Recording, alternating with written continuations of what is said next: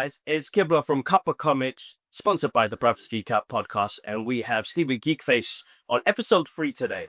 How you doing, bro? I quit, bro. You? This has been a long time in the making. Yes, it has. It has. It feels nice to be in the same room. Yes, well, definitely. Bill, He was on live. Yeah. So yeah. Yeah, the last one was online, so it's great to have you in here. Thank you so much for making the time. We started this kind of side podcast for creators, for what inspired them: books, comic books, music, movies, and then finding out a little bit about your journey as well. So, how's it been going? It's been an interesting ride. Yeah, Yeah, interesting. Some ups and downs, but I've loved every moment of it. that's amazing. And that's amazing. It keeps the creative juices flowing. So that's the main thing. Can't complain. Yeah, that's the main thing. I think, like, with the industry that we are in, as much as I think we met when did we meet? I feel like it was a DC thing. It was definitely a DCP. They might have been. I don't know if it was before Black Adam. Definitely, it's over or something before. Definitely before Black Adam. Definitely before Black Adam. So we go way back. Yeah. We go way back. But Stephen does some really cool stuff and really interesting reviews when it comes to the movie world. Now, sometimes some people would say it'd be controversial with some of your outtakes on movies, but I think it's really upfront and honest. Yeah, and honest. I'm always catering to the audience. Yeah. Life is hard. Yes. Cash is not easy to throw around, so I always make sure, like, as much as I enjoy a film, would the audience enjoy this film? Is it worth spending their money, or can they just wait till it comes on streaming services? So always go with, like, I understand some of the critics' opinions. Yes. I sometimes agree with them. Yeah, like, this is a very amazing film, but is it go to crossover to the audience, the general audience? They know that's the technical aspect of making the film or the cinematography. Yeah. They want to appreciate that. Is, am I entertained? Did I have a good time? Was it worth my money? So, Exactly. Are you entertained? Guys, make sure you guys check out Stephen's links are all down below. Make sure you go follow the journey. Honestly, he recently did one for a movie, Punchbag. So shout out to Robert Michael. That was a really good one, bro. yeah, really. Yeah, that was a really good one. And this was actually original when we did the concept of this Cuppa Comics was, Robs, this is your fault now, because you've gone and done another side project for me to keep up every month now. But shout outs to him. They had it playing on IMAX yesterday, bro. Yes, I saw IMAX. Oh my god, that's like insanely. This is because the visuals in that were sick. Yeah. So to see that even on a bigger screen, Yeah. that he must have been in tears. Yeah. Both of them. I don't know about Michael. I think Rob was. Yeah. Maybe Mike, but definitely Rob gone. It was like I could see, yeah, You can see the passion behind that. You can definitely see the passion behind that. But today we're going to talk about something very interesting. He gave me a little snippet the other day. If you can hold this comic book up, bro, The Mask. Oh my god, bro. All right. First of all, first question. That's The Mask. Yeah. Tell me again how old he was when he read this, bro. I was 7. Bro, okay. So this week I've had fun reading this again. Yes. And a little bit of what you told me before of how you got into what you're doing now was you read the comic books, you saw the movie, and you're like, okay, hold on. Well, because it was. Oh, sorry, then I saw the movie. So I saw the movie. I didn't even know about it. My dad My dad is also in love with movies, and every Saturday, kind of lazy from him, he would just drop us at the cinema, wherever the latest film was. So I remember I think The Mask was probably like the 5th or 4th movie that I had saw. Oh, right, okay. So before that, it was The Flintstones. Wow, okay, all right, okay. And I have obviously had fun with the Flintstones. Yeah. Not good now, but I can't remember back there. I saw The Mask and I didn't even know about Jim Carrey. Yeah. But I didn't know about Ace Ventura. I saw The Mask and I was like, I love this film. On a particular Saturday, a couple years later, I was in the library, as you do when you're a kid, with little friends, and I went around the graphic novel area. It was called the Mature graphic. Okay. Oh, I shouldn't have been there. That's crazy. So I shouldn't have been there. And then I saw it was right on the hour, and I was like, wait, that's The Mask. I recognize the font. Yeah. That's the face. It looks different. Wow, there's a comic. I didn't know it was a comic. And I went into a corner to go read it. Well, firstly, I tried to take it out Okay. from the library, and they said I couldn't take it out. And I said, why couldn't I take it out? I said, you have to be a certain age to take this one out. And that got me even more intrigued. So they took it off of me, and put it back where it was. So I I spent more time in like brother and went to go and pick up and went to a corner to go and read it. And my mind was blown. And what I saw in there, I was like, so I noticed certain things from the movie was in there. Yes. I was like, oh, that's Stanley Ipkiss. Yes, it looks a bit different. That's the scene where he has the balloons, he chases the machine gun. Yeah. The scene with the mechanics, it's in there. Yes. But it's done in a whole complete different way. And I got confused. I said, wait, but this is not the mask. I kept saying, but this is not the mask. But I kept reading. I was like, this is not how the film goes. Yeah. It's completely different. And it just got darker and darker and darker. Oh my God. And it blew my mind at that age. And I was just like, even then I knew that there's different ways to tell stories. Yes. It doesn't always have to be the same. You don't always have to follow the source material. As long as you tell an intriguing, entertaining story, That's right. then you're good. Oh man. And I knew that from that age. Like, That's crazy. I was like, and then I went to find out more about how they made this film, what was different. Okay. So then W. Smith back in the day, no, it was Wolves. Yes. Woodworth. Oh God. And they had a movie magazine. I can't remember the name. It wasn't even Empire. It was another tone magazine, and the mask was on front of it. And I started reading that out to make it. And then we used to have this. There used to be the show on TV. Oh my God, I can't remember the name of it. It was either lights, camera, action, something like that. Yeah. And they would show clips of movies and trailers, as it was the mask. And I was just intrigued about the making of the mask. And that went on all the way. And my interest for that particular film and other films started to grow. But for that film, I wanted to know what was the process of how to get from this comic to Jim Carrey and do the complete story. I only found out later that originally, New Line Cinema, which is the one who's produced the film, they had just finished doing the Freddy Krueger movies. That's right. And they were looking for the next iconic horror character for a new franchise. And they saw the comic The Mask and they went with it. And that was going to be that. It was going to be the new Freddy Krueger. And they're going to be a whole franchise series. And then, but the writing, it didn't work well. They didn't understand it was that we're going to correspond with audiences and teenagers. And it just happened. The director they got at the time was in love with Looney Tunes and cartoons. And he wanted to, because he loved the idea of how The Mask could just do. That's right. Yeah. Well, that's right. And so I could mix that. And yeah, and Jim Carrey just seemed to be there at the right time. Yeah. He had a star in Ace Ventura, does more with films, and was just the right person. And then that's how it just evolved into something completely different. And then they changed minds and maybe want to sell this to like families. And yes. And obviously, The Mask was born, The Mask that we know is different. But a lot of people do not know about the source material. Oh my God. All right. First of all, guys, just to let you guys know, you gotta be over 18 to read this comic. Gotta say that. Can't believe this guy read this up 7 years ago. You gotta be on it. Well, it was. I mean, back in the day, it was different. Very in the 90s. Yeah, I'm not telling my age, but it was very different in the 90s. But we lived in a world where you had, 18 certificate movies in the cinema. But at the same time, they promoted toys based on that. Oh yeah, but yes, that's right. They say that's sorry, but like Terminator. Yeah. Not being old enough to go see the cinema, but playing with the toys where you can make him melt and You remember that?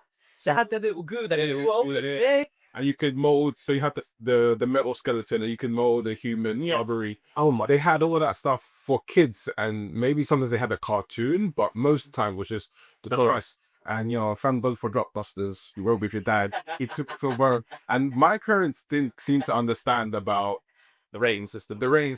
No, they were just like, yeah, this movie looks cool. Do you want to watch this? Yes, cool. And that's it. And I watched so many films that I should have been watching. That's probably why I'm so desensitized to so many things now, because I watched it from a very young age. So we're the same, bro. Coming from the working class background, my dad would go work, but he would leave us with all these movies. I mean, I grew up with The Predator, bro. Yeah. Like that movie there alone, and that's not for kids, no. You know, I grew up on Total Recall. oh my god. I got exposed to something that I had never seen, and it wasn't real. Let's just put it. I'll leave it as that. Everyone knows the scene I'm talking about. But yeah, at a very young age, I'm telling you, thinking, what do women all have? oh, okay, yeah, bro. Don't worry, man. I grew up the same way. But with the mask, like the comic book, when you guys, I had a refresher this week here, so good amount, went through it all, Yeah. and it is a nice reminder to tell me that sometimes the source material may not work on the big screen as well. And I think adapting it the way they did, they had to play it smart because it's still one of the a good movie, Yeah. a good fun family kind of movie. But when you read the comic book, oh my god, Stanley Ipkiss is a dick and a psycho, He's a psycho. bro. Everyone is just really, they're off their. So basically, because the book doesn't really give you the origins of the mods, which they give us in the film. I say kind of low. I don't know. I never got part. I read the next one, which was called The Mask Return. Yes, that's right. And I did read the ones after that, because then it started getting silly. I heard it was a comic with him and the Joker, which sounds great on paper, but I don't know if it did well. But I never read, but I don't know whether they went into the source material of this mask. They continue to go with it, with not even letting us know we are origin. Yeah. They gave us a little bit in this one, but they don't go into it to a point where you're like, oh my god, like, where is this from? Because it only seems to bring out the bad. And then I think, is it Kathy?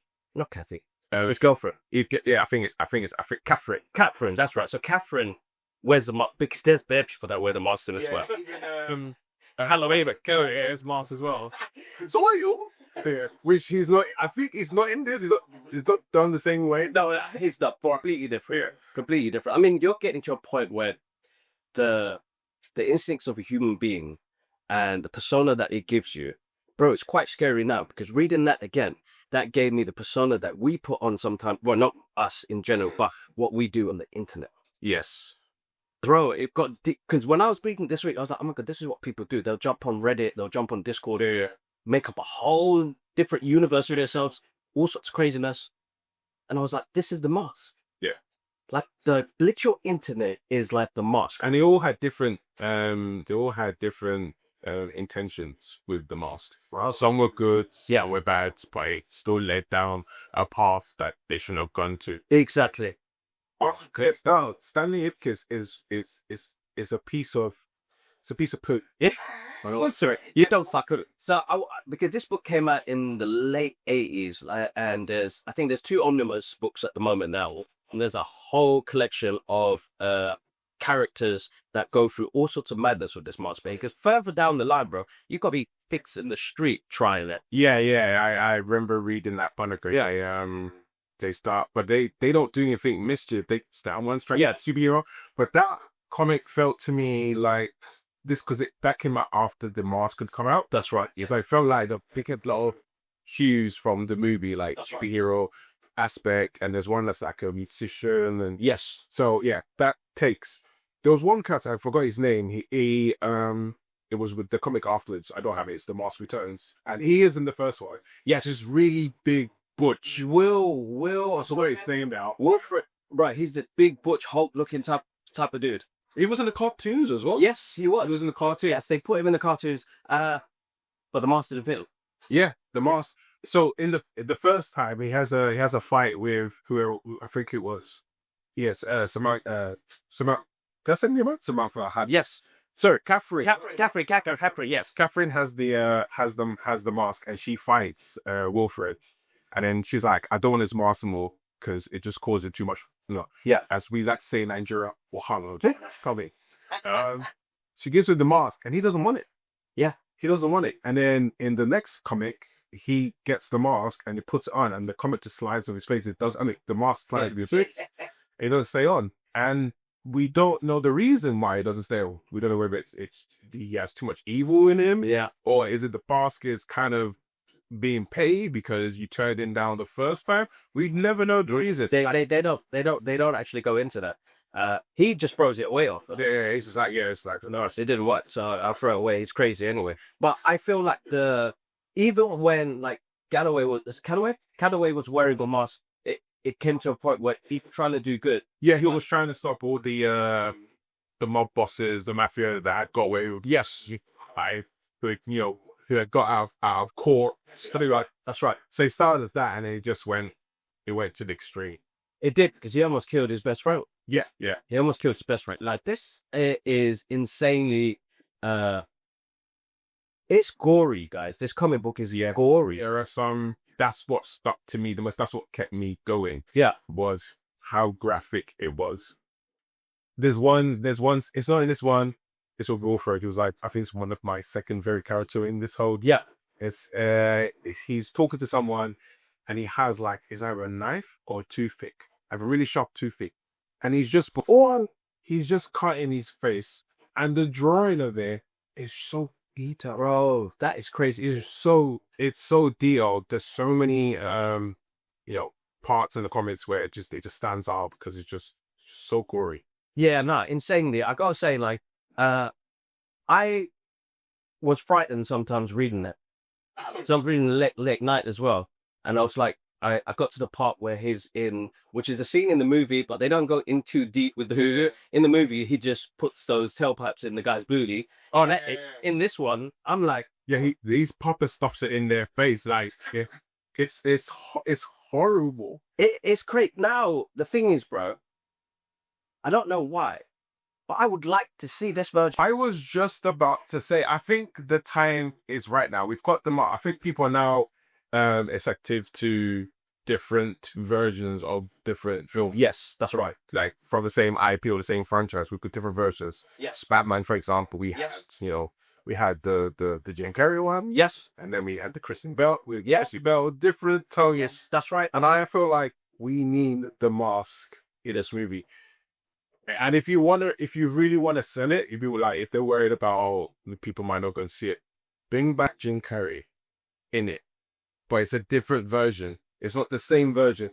And he plays the Jim Carrey from comics. I think he would love that role. I think he would as well. I think he would bring it out, like, because I think he gets tired of doing the comedy and the slapstick. It's his fit. No, because he has done some movies where he plays the psycho or loves that, like Number 20 Prince. Yes, like, yeah, that's right. Yeah, exactly that. So I feel like he's tried to expand on trying to get into different roles. I think that's perfect because I feel like him coming back to this role, doing it completely different and still have this madness to it. Yeah. I think would be absolutely amazing. I want to see that, bro. Yeah, I definitely want to see that as a because I'm all a series. I wouldn't mind a series as well, because it's just the history of this mask. Where does it come from? Why is it doing this? Why is it leading into this? Why it has such obsessive behavior to them. Yes, that's right. Definitely. Really consumes them, and I always find that type of story interesting. Like even like from Lord of the Rings, like the Ring. The Ring, yeah, of course, yeah. It is very similar in that aspect. But yeah, I thought it would work well as a new movie. They wanted to bring back, because I know it's Warner Brothers, New Line Cinema. I love you guys. But obviously they always try to redo. Yeah. Because IPs go in. I think it would be very interesting, and I had a thought while I was reading this as well over this week, was I watched The Crow recently, and for some reason that setup, the way it was set, the original Crow with Brendan Lee, I think would be perfect to have the mask in there. Yeah, that sort of kind of gothic sort of era. There are some punchy moments in this comic book, but it's still very cartoonish. Yes, that's right. Like just and I think that's what they took from the comic for the Jim Carrey one. That's right. Yeah, and it worked, but. Yeah, it's all in really bad taste. But I think it would just work. I mean, even like, look, I've got to pick this up. Yes. This is the cover. Yes. Like, copy the cover. I saw this and I was like, what? Like the color is beautiful. I think it's on the t-shirt actually. Yes. I think it's on the t-shirt. Yes, definitely. Well, that's just brilliant. The artwork's insane in this, guys, and like there are moments in this book where you're like, panels look like posters. Yeah, I'd love to like have some of them in my microwave. I couldn't do it now with the kids; they'll be scared. But like there's some great artwork in there. But I gonna dive into each kind of the character's mental health, because when we meet Stanley, because Catherine, they are at the brink of their relationship breaking now. Yeah, he's very unsure about himself. Yeah. And he's always speaking negative about himself and his relationship, and his girlfriend's always having to reassure him. Yeah. And he goes out his way because she's a collector of things. Yes. And he goes out of way to, he doesn't always have the money, but he must always get stuff to please her. That's right. Almost a mechanism to get her to stay. Yeah. So we're supposed to say, does she go back? She tries to reassure him, like, I'm not going anywhere. I love you. Yeah. Like, let's go make Whoopi upstairs. I'm good. You know, but Exactly. he has this, and yeah, I think he's had it hard his whole life, and it has made him, have resentment for so many people. Yeah. That's right. Like, Definitely. But he comes, had the opportunity to have this mask, and this is weird. That he doesn't even try on the mask. Like, the mask doesn't do any all that. Oh, what's this important? This mask haunts him. It's like the mask knows about it. It's like, put me on, big boy. Yeah. Like, there's a bit where, like, Sammy goes to the toilet and the mask is on top of the toilet seat. So Yeah. yeah, man, come on, man. Let's go. Oh my god. Just Crazy. It's like tormenting, isn't it? Just tormenting him. Torment, bro. That's crazy.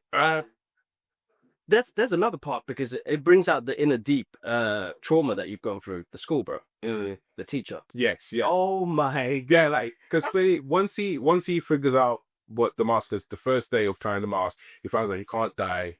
He could do all these amazing things. And for the which I laugh, was like, oh, that's from the film. He says the line like, I could be a superhero. I could bring world peace, but first, which is exactly the same. And that's when he goes on. Does it? He goes on it. He goes on it. And he goes on the next day, and for some reason he's wearing an army outfit. Yeah. And he's writing a list of people that did it wrong in his whole life. But he's like, yeah, that person. Punisher mode. Yeah, just in the darkness, just watching TV. Like, it was now probably it'd be like the president of America right now. I won't say his name in case they try to come for you. But yeah, we'll probably be watching him on the screen by writing, and then she was essentially, bro. And it's and it goes on. But yeah, the school bit is it's hilarious. It is a funny moment, but then it's like, you see what the mask does to you, so that brings out your deeper emotions of trauma that you've gone through. And then straight after that, when he sees the kid get bullied, and then the bullied kid was like, "What's wrong with your face?" And he was like, "You know what? I'm just gonna let you get beat up." And he took it. I'm like, oh, like, what is this mask? Because it's bringing up more of his negativity, more of his bads, because he's an absolute psycho in here, bro. There's the cop scene, bro. When they come to Kathy's house, she put somebody broke him, bro. I was like, I could imagine that in a movie, but I was like, what's funny is I noticed in the comic that when he changes, because he has the power to change to other people, shapeshift.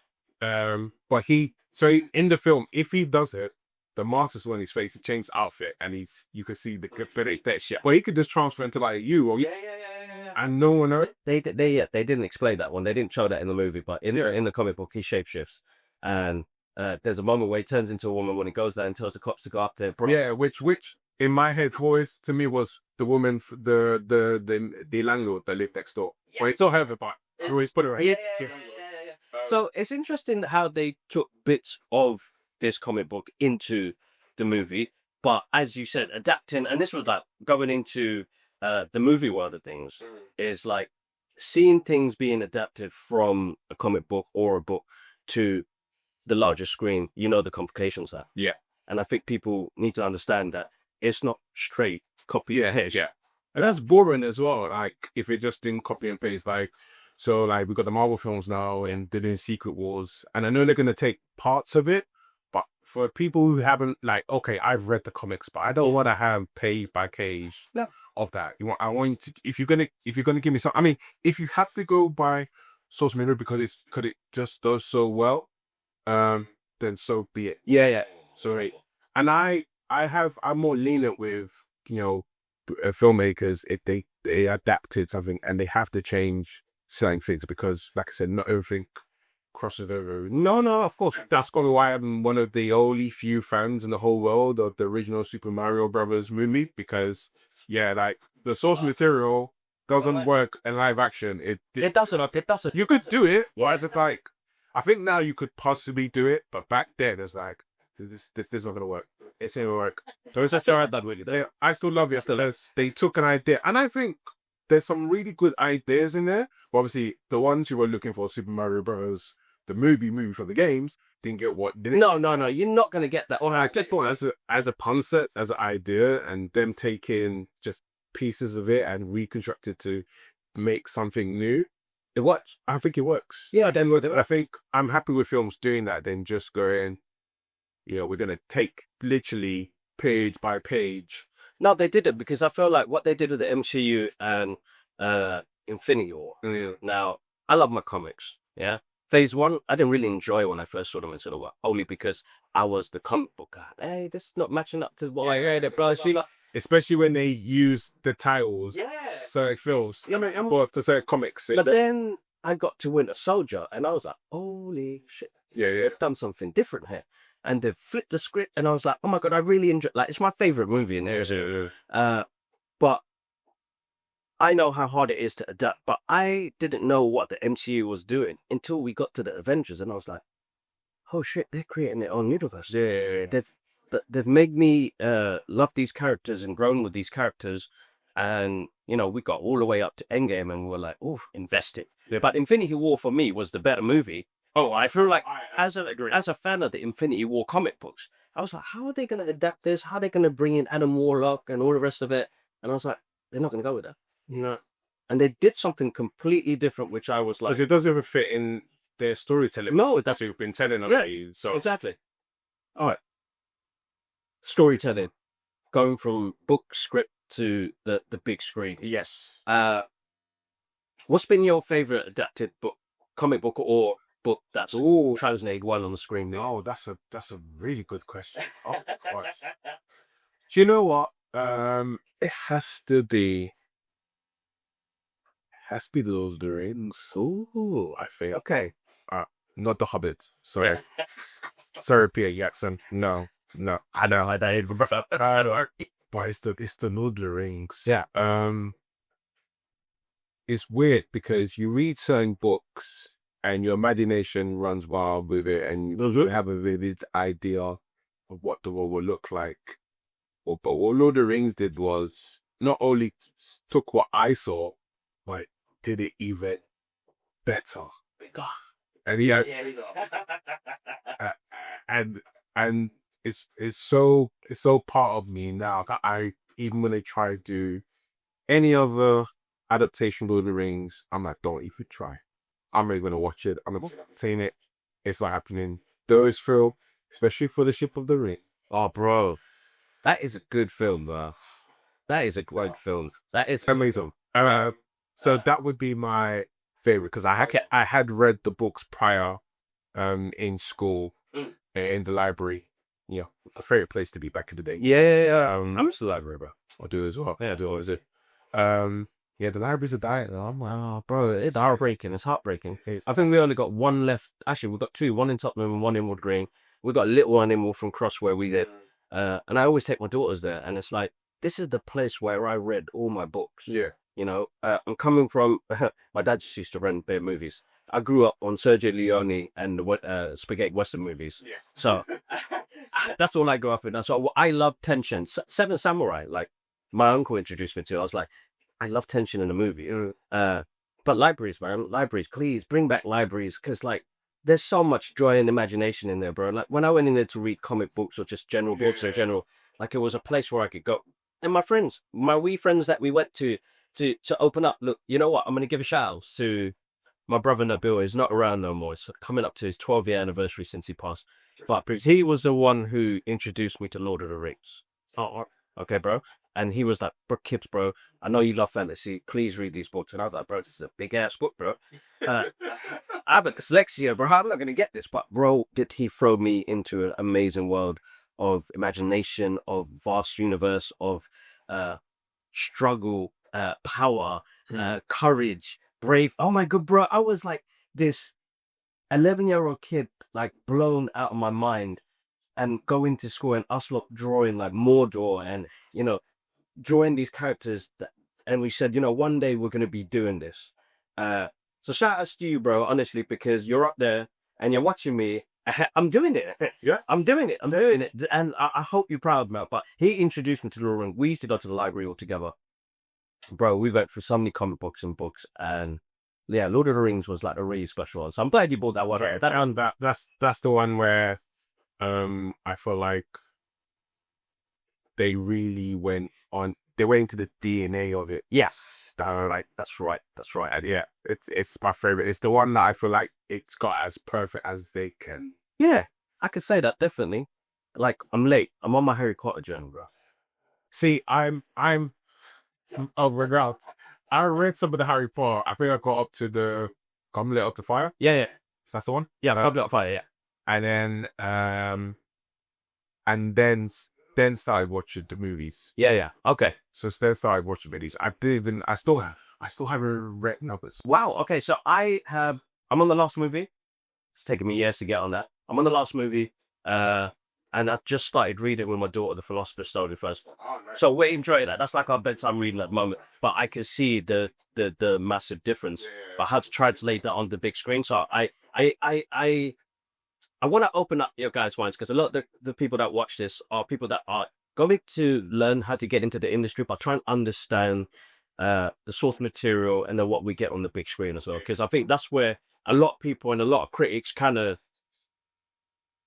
that's why we squabble a lot. Yeah, There's the toxicity, or please say the word toxicity in like the Star Wars fandom, the Marvel fandom, the DC fandom, the Harry Potter fandom, like where it's like, you try and go and adapt that on the big screen and work with 1,000 people, bro. Yeah, try and put that on the big screen. It's not easy. I mean, even adapting something you created already to live action. So we obviously got the How to Train the Dragon. Yes, that's right. Yeah. As well, and obviously, from what I've seen so far, I'd just say doing shot for shot.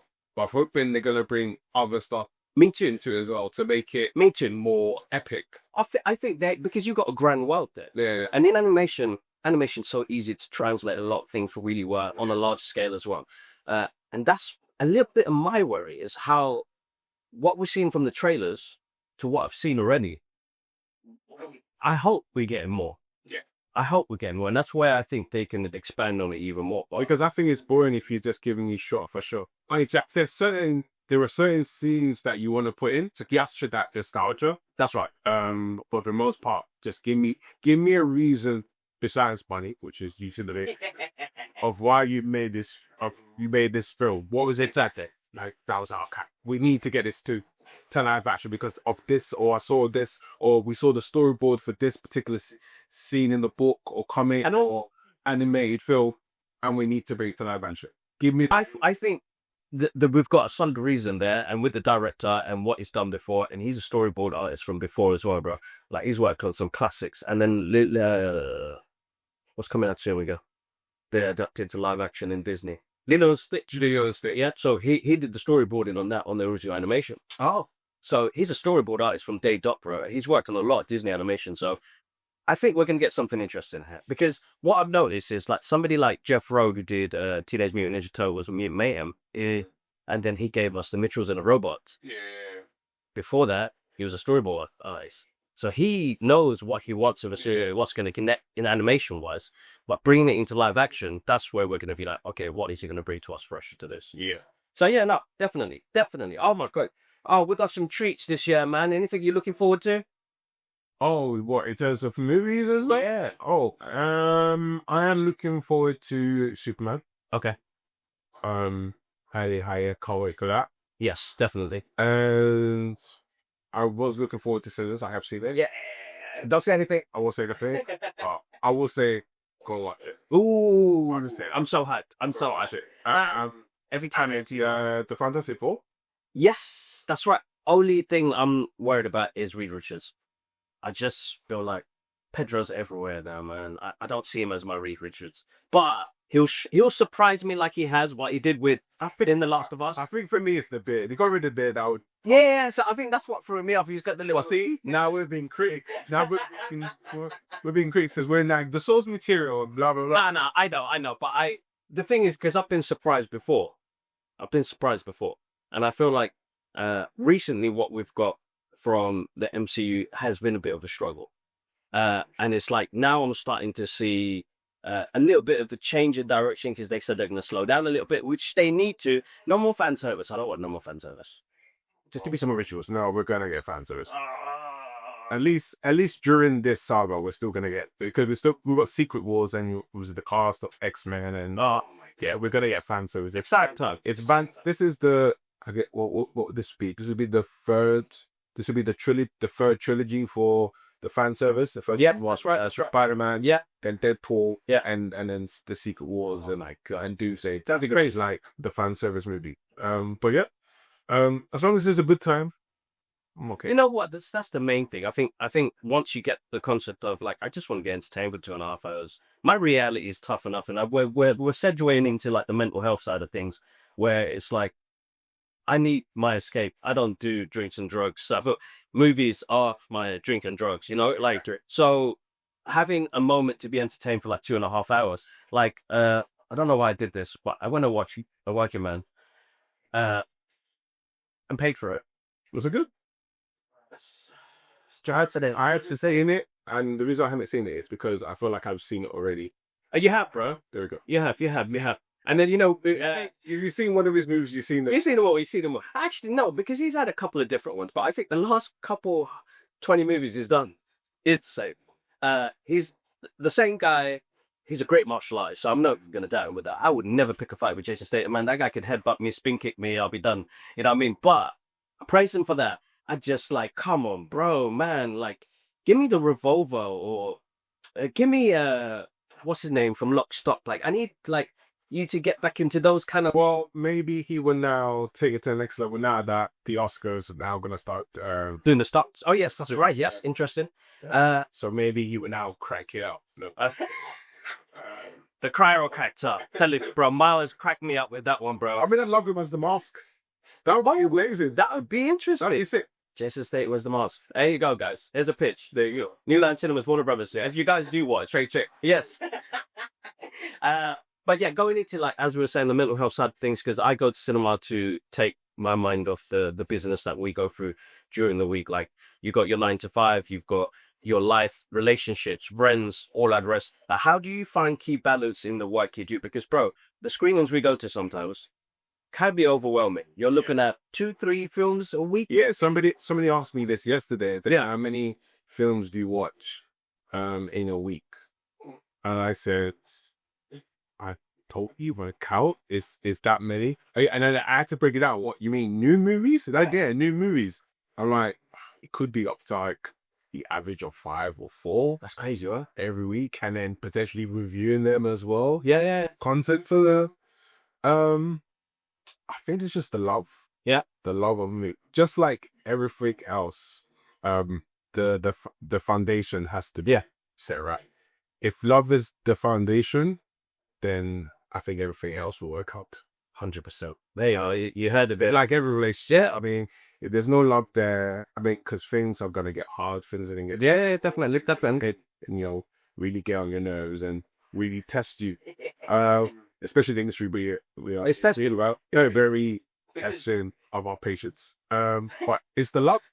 It's the love that keeps you going, the passion, and for me, just like you, Bill has always been my escape from reality. I just really immerse myself in that world, and I mean, I don't know what I'll do if they decided to stop making movies. Oh, bro, I don't know. I'll be lost. I know it's man-made. It's like, it's not like a natural. Yeah, that's right. Probably someone told us to just go outside and something. Well, go for a walk. Go for a walk. No. See some greenery. I just love that too much. Yeah, man. They have been with me through so many parts of my. See, here's a fun. I told someone this story a couple weeks ago. What was it? Someone asked the question like, what film do a lot of people hate, but you love? And I said The Amazing Spider-Man 2. Ooh. And yes, I know it's a bad movie, so let's get that right in disclaimer. Don't come in for me. No, but I know it's a bad movie. However, it helped me get over someone. So I had just got over a really bad relationship. Okay. And obviously, we all know, spoilers, that Gwen Stacy dies. But I took that whole her dying as the death of my relationship. It's over. It's time to move on. And that it came out at the right time. So that was the only thing I took from that movie. Wow, interesting. So I was like, films always save me. And I've watched a recent movie actually called it hasn't come out yet, and I have the review for it. Okay. Called the Penguin Lesson. Steve Coogan. Yes. Good. Oh my god. Okay, so I'm looking forward to that. I am looking forward. I'm looking forward to that. Amazing movie, but there's a message that goes for. Oh yeah. There's a message in that film, and I need to hear that message. All right, there and there. Look at that. I shedded a tear, and I was like, yeah. When it's like fake universe, when what the movie universe is telling me. That's what I'm saying. Like when you're able to do that, that's something special. Honestly, that's something special. That a movie could teach you a lesson, show you the way, show you a path, bro. I swear, if my dad didn't put Predator on, I don't think I'd be on this journey right now. And Nabil, bro, shout out to you because you opened my universe. I learned the best handshake in the world too. Bro, come on. Come on. Like this is like this that movie is like full on cheese on a different level. But then you're looking at, you got Alan Silvestri's soundtrack. Yeah. You got the Predator that was originally supposed to be Jean-Claude Van Damme. Yeah, bro, he looked like a little ant. I mean, it's really rapper.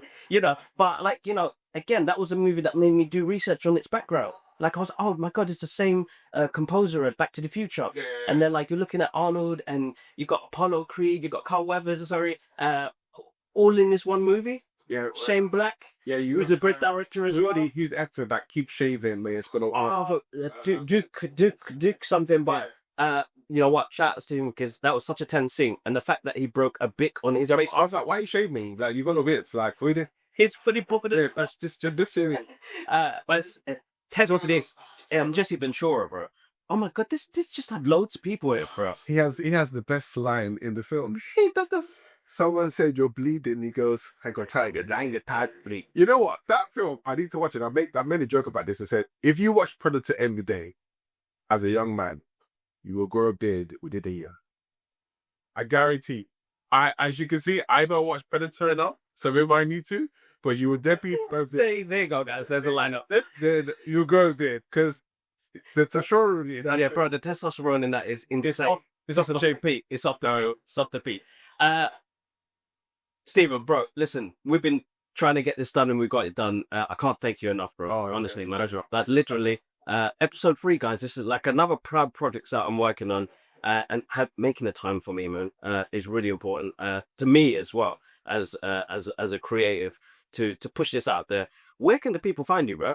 You can follow me on all socials. It's either Stephen Geekface, one word, on Instagram, TikTok, or if you just put in the hashtag So Geeked About Movies, I will appeal. There you go. Look at that. There you go. There you go. You were a pet. I'm gonna pop the links down there anyway. Give Stephen a follow. Honestly, guys, breakdowns of movies, honest, straight up honest opinion. That's all I could be. Yeah, unless the film company gives me a slips in little paycheck. Do you get that sometimes? The message, the comment. I get.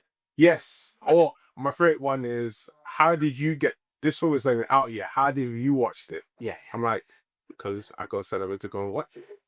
Where how else would I review this movie? Exactly. Massive thank you again, guys. All the good stuff, guys. Make sure you guys comment, like, and share, guys. As always, I've got all the mental health donation boxes right below. Look after yourselves. Find your escape. And if you ever need to reach out to somebody, there's details below as well to reach out.